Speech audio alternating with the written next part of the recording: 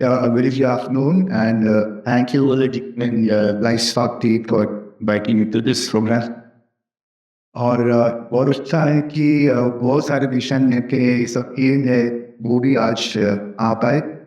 मैं थोड़ा बात करूँ थोड़ा सा टेक्नोलॉजी के बारे में अभी और सेशन में बहुत ही कॉम्प्रिहेंसिव टेक्नोलॉजिकल एडवांस इनोवेशंस के बारे में बताया कि कैसे छोटे छोटे हैक्स से और कई बार बहुत कॉम्प्लिकेटेड डिवाइसेस से भी पार्किंसंस के हर स्टेज पे जिन पेशेंट को कितना फॉल्स हो रहा है उस स्टेजेस पे भी जो लोग अपने आप से खाना नहीं खा पा रहे हैं उनके लिए भी टेक्नोलॉजी हेल्प कर रही है। और कुछ देर पहले पिछले पैनल में ये भी डिस्कस हुआ था कि कई बार इनोवेशन करने वाले फर्म्स ये सोचते हैं ये सोच सकते हैं कि अगर हम 30% फायदा दे सकते हैं या फिर हम 10% 10 में से एक पेशेंट को भी फायदा कर सकते हैं तो हमारा काम हो गया। लेकिन हमको 10 में से 10 को ही फायदा पहुंचाना है, दवाओं से भी, टेक्नोलॉजी से भी, हैक्स से भी। इसीलिए हैक्स की भी इतनी वैरायटी है कि बहुत सारे अर्ली पार्किंसंस भी जिनको इतना सीवियर नहीं हुआ, बीपी केयर नहीं रहे, जिनको 2 या 3 साल हुए हैं, उनके लिए भी सेफ्टी मेजर्स हैं। और जितना इतना एडवांस हो गया है कि खाना भी नहीं खा रहे हैं या जिनको इतना ट्रेवल है, इतना स्टिफनेस है कि इंडिपेंडेंट भी लिव करना मुश्किल हो रहा है, उनके लिए भी टेक्नोलॉजी है। और ये उसमें हम भारत में रहते हुए बहुत फॉर्चुनेट हैं कि हमारा कंट्री सिस्टम इतना अच्छा है कि हम एक दूसरे की हेल्प करते हैं। और इसलिए कई बार टेक्नोलॉजी की जगह ह्यूमन टच से और एक दूसरे को बहुत सारी चीज़ों में मदद करने से ही लाइफ आगे बढ़ जाती है और बहुत सारी चीज़ें हम कर पाते हैं। बट आने वाले समय में इंडिपेंडेंट होने पे और भी ज़्यादा एम्फेसिस होगा और इस टेक्नोलॉजी को हेल्प करने के लिए है।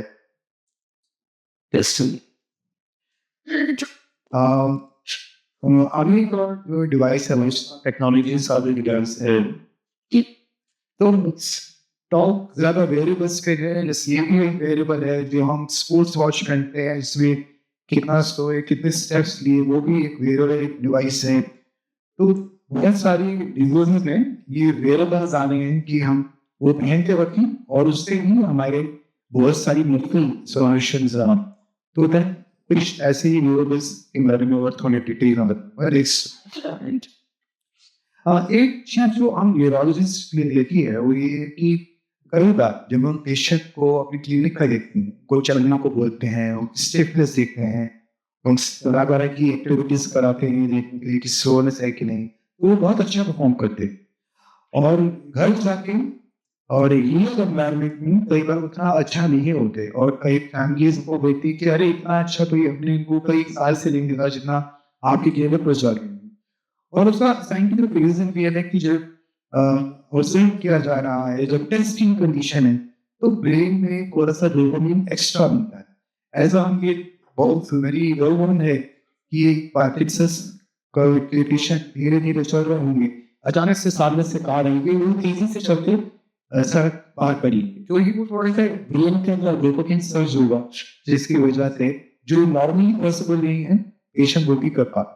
तो बैक टू द पॉइंट कि हम केवल टीवी में पेशेंट को बहुत अच्छा देखते हैं और जबकि रियल लाइफ में घर पे बहुत ज्यादा प्रॉब्लम्स आती है। तो वेरिएबल्स में यह टेक्नोलॉजी ये भी है कि जिसमें कि हम पेशेंट को एक स्पेशल बेड या रेस्ट बेड टाइप बना दें और एक पूर्ण दिन हम ये मॉनिटर कर सकते हैं कि पेशेंट को कब स्टिफनेस ज्यादा हो रही है, कब ट्रेमर हो रहा है, कब कब टाइम पे ज्यादा प्रॉब्लम हो रही है।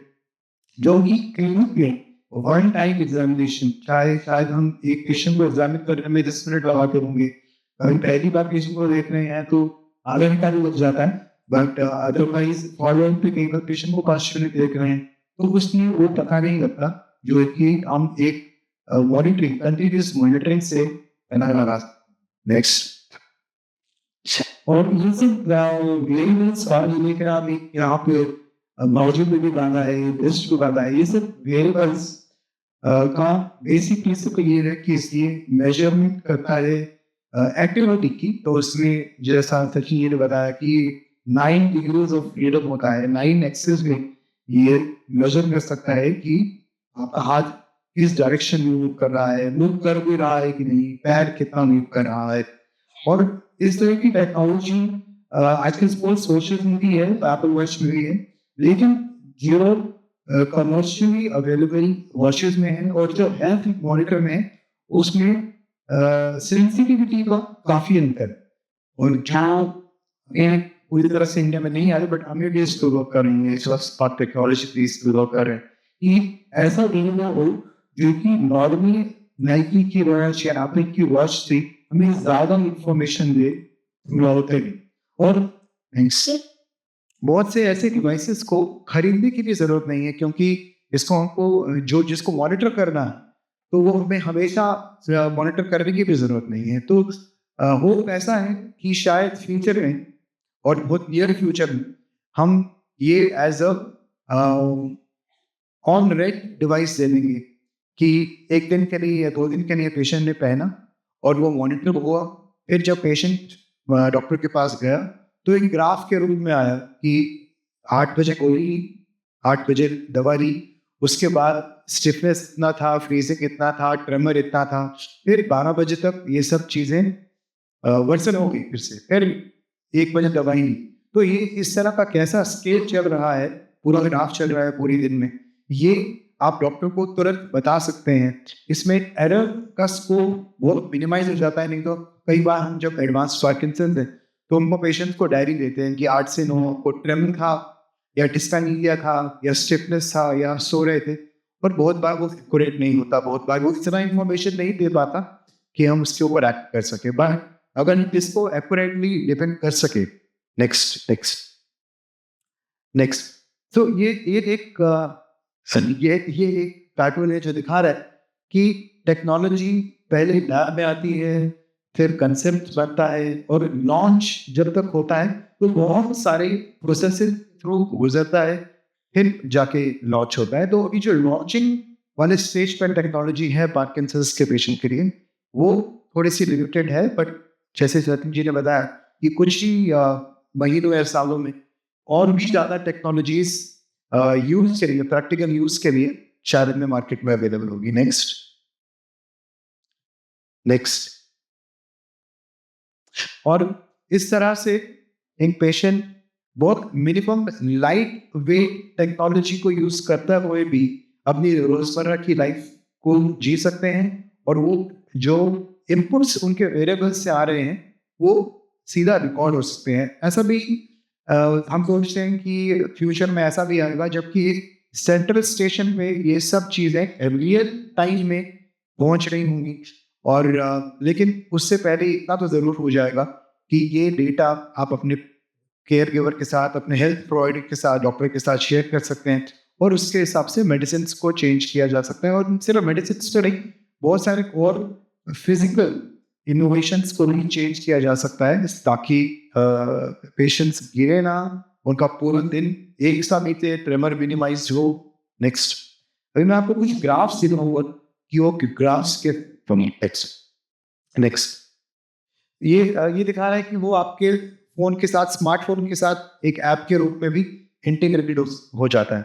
इनमें से कुछ डिवाइस हैं, जैसे ये काइनेसिया उसका प्रोप्राइटरी नेम है, तो वो ऑलरेडी इन यूज है, और जो यूएसए की ड्रग रेगुलेटरी अथॉरिटी है उसने इसको अप्रूव किया हुआ है, तो वो भी ऐसा वो यूज में अभी तक आ रहा है, कुछ ही टाइम में इंडिया में भी आएगा। नेक्स्ट, डिफरेंट तरह के वॉचेस, कुछ तरह के ऐसे डिवाइस भी हैं जिसमें आपको मल्टीपल वॉचेस पहननी पड़ती हैं, left hand, right hand, in the neck, in the neck, in the leg. But again ये सब डिवाइस का मतलब सिर्फ ये नहीं है कि ये आपको खरीदना पड़ेगा सब पेशेंट्स को, ये कुछ टाइम के लिए मॉनिटर करके आप अपने डॉक्टर को साथ इंटरेक्ट करके अपने ट्रीटमेंट को ज़्यादा ऑप्टिमाइज करा सकते हैं। जैसे हम इस सेशन में पहले से बोल रहे थे पर्सनलाइज्ड मेडिसिन, तो पर्सनलाइज्ड मेडिसिन का मतलब यही है कि ये नहीं कि दवाई तो सेम है, लेकिन दवाई का डोज कितना लेना है, किस टाइम पे लेना है। जो इस समय पार्किंसंस की कम से कम 8-10 तरह की दवाइयाँ अवेलेबल हैं, उनमें से कौन सी हमारे पेशेंट को सूट करेगी, आपको सूट करेगी, ये सब इंफॉर्मेशन हम चाहते हैं कि ज़्यादा पर्सनलाइज हो, और ये कुछ डिवाइसेस हमको उसमें हेल्प करते हैं। नेक्स्ट नेक्स्ट ये एक और डिवाइस है पीकेजी। मैं ज़्यादा साइंटिफिक पार्ट में नहीं जाऊँगा, मैं ज़्यादा यूजफुलनेस पार्ट में हो जाता हूँ। Next please. तो जैसे ये एक ग्राफ है जिसमें कि जो पेशेंट ने पहना था वो इस ग्राफ के फॉर्म में आ गया, और हम ये देख रहे हैं कि ये दो, जहाँ पे वो ब्लू लाइन ऊपर जा रही है वहाँ पे पेशेंट इंप्रूव हो रहा है, जहाँ पे नीचे जा रही है वहाँ पेशेंट वर्सन हो रहा है। जो रेड लाइंस हैं वो डिगोडोपा लेने का टाइम है। तो पेशेंट ने 7 बजे लिया, 11 बजे लिया, 3 बजे लिया दोपहर को, और रात को, शाम को 7 बजे लिया, और हम देख रहे हैं कि यहाँ पे पेशेंट डाउन हो गया है, उसका स्टिफनेस बढ़ गया है, लेकिन हम डोज ले रहे हैं 11 बजे। तो हमें ये इस ग्राफ को देख के आपके डॉक्टर ये डोज का टाइम इधर कर सकते हैं, ताकि कंटिन्यूसली पेशेंट को ट्रेमर ना हो, स्टिफनेस ना हो। ये आपको बहुत एक्यूरेटली ये डिवाइस के थ्रू, ये ग्राफ के थ्रू पता चलता है। नेक्स्ट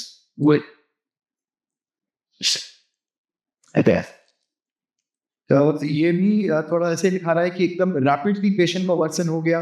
यहाँ पे डोज इफेक्ट आने में भी टाइम लगा है, तो वो भी हमको देखना है कि पेशेंट अगर 7 बजे एक्टिव होना चाहता है तो उसको 7 बजे नहीं, उसको शायद दवाई 45 मिनट्स पहले लेनी पड़ेगी, क्योंकि इसमें पेशेंट को 45 मिनट्स लग रहे हैं पूरा ऑन आने के लिए। जी जी।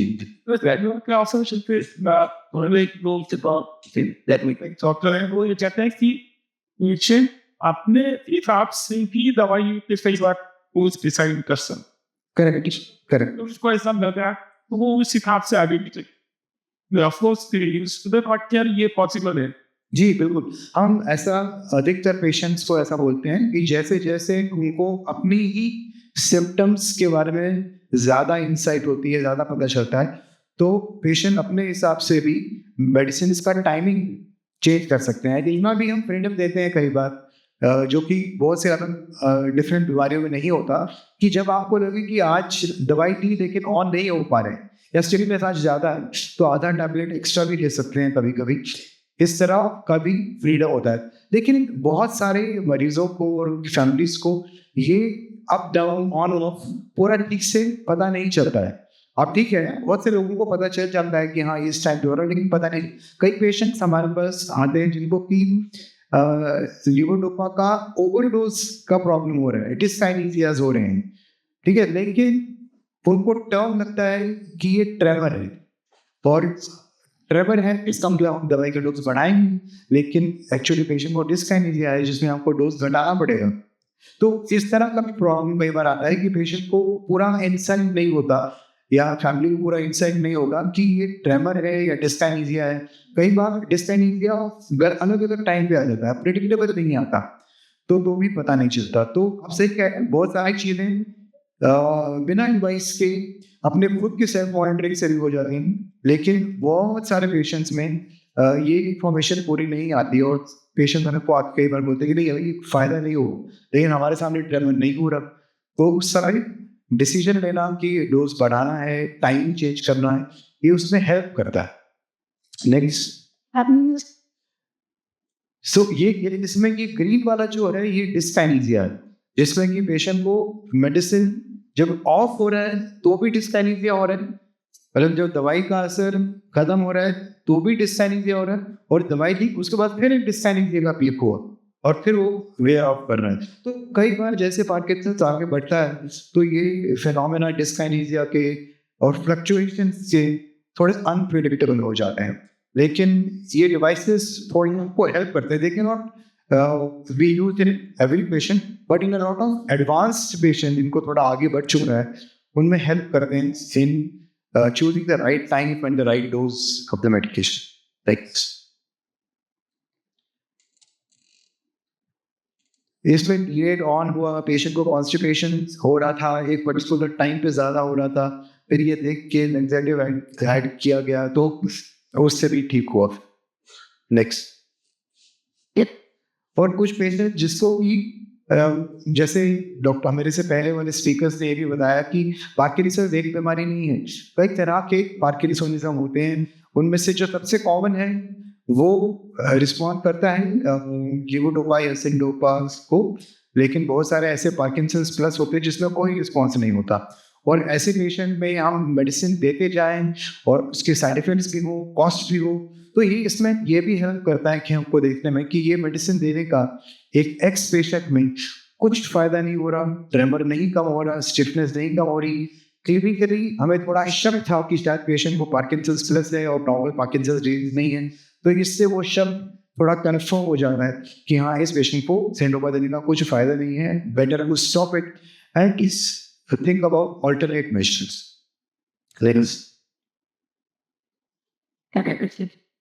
Next thing. और हम लोग जब ये इस तरह का कोई भी डिवाइस आता है या इनोवेशन होता है, उसको हम बहुत ही रिगरसली साइंटिफिकली स्टडी भी करते हैं, ताकि सिर्फ कमर्शियल इंटरेस्ट के लिए कोई कंपनी मार्केट में नहीं निकाले। जैसे कि सचिन जी ने बताया कि पहले वो गायरो ग्लव का कॉस्ट 4.5 लाख था, when it was proven to be successful तो एकदम से कॉस्ट डबल कर दी।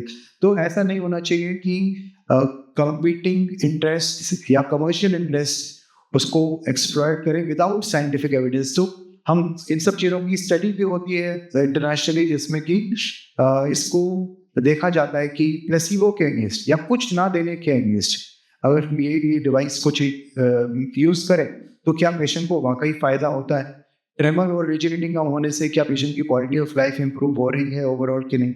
और इस तरह की 2 स्टडीज लाइफ स्पार्क टेक्नोलॉजीज ने की भी हैं फोर्टिस हॉस्पिटल मुंबई में और निमहंस बैंगलोर में, टू सी कि इंडिविजुअल पेशेंट की जगह अगर हम पूरे ग्रुप को एक दें और एक ग्रुप को ना दें तो क्या जिस ग्रुप को दे रहे हैं उनको वाकई में फ़ायदा हो रहा है।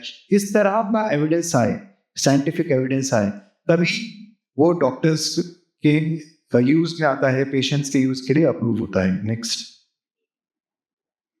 ये वॉक के बारे में तो अमेश जी ने बताया है कि कैसे ये यूज कर रहे हैं। नेक्स्ट, इस तरह से इसको पहना जाता है और सिर्फ उनको नहीं जो कि जिनको फ्रीजिंग हो रहा है, बल्कि उनको भी जिनको कि इंडिपेंडेंटली एडिक्वेटली और रेगुलरली एक्सरसाइज करनी, तो उसके अंदर हेल्प करता है। वो कुछ और भी इसको डेवलप करेंगे जिससे कि हमको मॉनिटरिंग का बेनिफिट मिलेगा। तो आई थिंक अभी हम इसको लेक्चर को खत्म करते हैं और थोड़ा पैनल डिस्कशन करते हैं about some questions which nesting your mind, जो कि ऑर्गेनाइजर्स ने भी रखे हैं और आप लोग भी पूछ सकते हैं अगर आपको डाउट्स। Thank you.